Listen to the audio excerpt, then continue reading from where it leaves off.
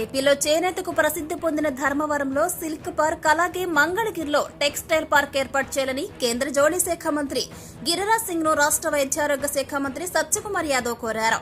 కేంద్ర మంత్రిని కలిసి ఈ మేరకానే విజ్ఞప్తి చేశారు. తన ప్రతిపాదనకు గిరిరాజ్ సింగ్ సానుకూలంగా స్పందించారన్నారు.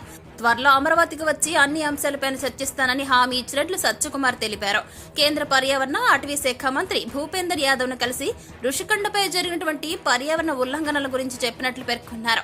100 కోట్ల రూపాయల ప్రజాధనం వెచ్చించి ఒక కుటుంబం కోసం ప్యాలెస్ కట్టారని దీనిపైన చర్యలు తీసుకోవాలని కోరినట్లు చెప్పుకొచ్చారు. కేంద్ర రహదారి రవాణా శాఖ మంత్రి నితిన్ గడ్కరీని కలిసి రాష్ట్రంలో రోడ్ల పరిస్థితి అత్యంత దయనీయంగా ఉన్న విషయాన్ని తెలిపినట్లు వెల్లడించారు. రాష్ట్ర రాజధాని అమరావతికి అనుసంధానమయ్యే జాతీయ రహదారుల అభివృద్ధికి కేంద్రం నుంచి సహకారం అందించాలని కోరానని, అందుకు నితిన్ గడ్కరీ సానుకూలంగా స్పందించారన్నారు.